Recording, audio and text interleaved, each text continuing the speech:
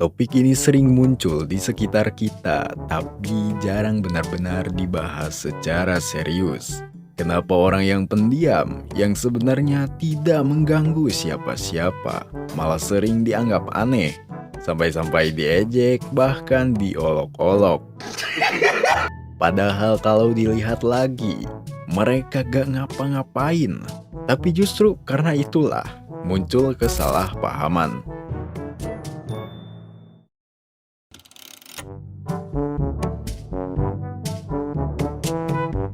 Dalam banyaknya lingkungan, orang yang banyak bicara akan dianggap lebih normal.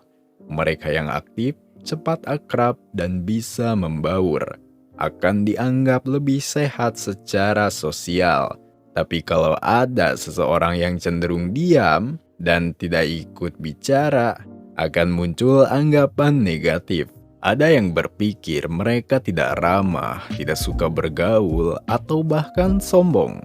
Padahal bisa saja mereka lebih nyaman menjadi pengamat daripada ikut dalam obrolan yang tidak berguna. Yang jadi masalah, standar kita sudah terbentuk sejak kecil. Kalau aktif itu baik, pendiam itu tidak. Lalu akhirnya mereka yang gak bersuara malah dianggap nahan berak. 3 kata yang sering dilempar seenaknya: wibu, introvert, pendiam. Kadang satu orang langsung dicap 3-tiganya sekaligus. Padahal kenyataannya bisa sangat berbeda. Wibu sendiri adalah sebutan bagi mereka yang menyukai budaya Jepang, terutama anime.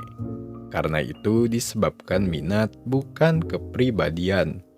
Sementara introvert adalah tipe kepribadian yang cenderung lebih nyaman menyendiri atau berada dalam kelompok kecil. Kalau untuk pendiam sendiri, itu bisa berlaku pada semua orang, bahkan orang yang cerewet sekalipun. Tapi yang jadi masalah, saat 3 label ini dicampur lalu ditempel ke jidat orang yang tidak banyak bicara, kita menyederhanakan orang menjadi label. Lalu dari situlah lahir perlakuan yang tidak adil. Banyak orang tidak nyaman dengan sesuatu yang tidak mereka pahami.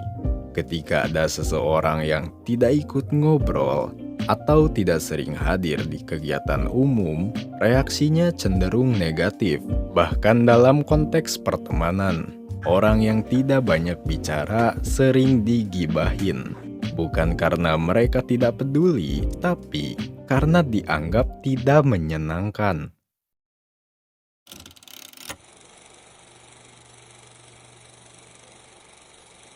Ada perbedaan besar antara tidak bisa bersosialisasi dengan tidak mau ikut keramaian. Banyak dari kita punya batas dalam bersosialisasi, dan orang pendiam sendiri sadar tentang batas itu. Mereka memilih untuk berbicara seperlunya, karena mereka lebih nyaman dalam percakapan satu lawan satu. Itulah cara mereka menjaga kenyamanan. Namun tidak banyak dari kita melihat itu sebagai bentuk kesadaran diri, atau lebih parahnya lagi, dianggap sebagai kelainan. Lalu dari situlah muncul tekanan untuk berubah. Padahal tidak semua orang harus memiliki kebiasaan yang sama. Tidak semua orang ingin mempunyai banyak teman. Ada yang cukup dengan 2 atau 3 teman dekat. Ada yang lebih nyaman nikmatin waktu sendiri tanpa sebuah gangguan. Dan mereka yang seperti ini bukan sedang menjauh dari lingkungan. Mereka hanya sedang memilih cara hidup yang sesuai dengan apa yang mereka mampu. Kita juga tidak bisa memaksa semua orang untuk jadi asik atau aktif berbicara. Sebenarnya gue sendiri gak terlalu peduli sama yang mereka lakukan. Tapi kadang gue juga sebel pas di waktu yang harusnya bicara mereka malah diem. Tapi di sisi lain gue juga ngerti kenapa mereka seperti itu.